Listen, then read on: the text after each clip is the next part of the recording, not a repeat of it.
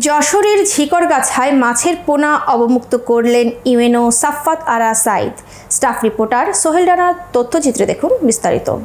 বাংলাদেশের পাখি বাংলাদেশের প্রাণ, পাখি বাঁচান বাংলাদেশকে বাঁচান, এই প্রতিপাদ্যকে সামনে নিয়ে যশোরের ঝিকরগাছায় পাখিদের নিরাপদ খাদ্য আশ্রয়ের জন্য মাছের পোনা অবমুক্ত করা হয়েছে।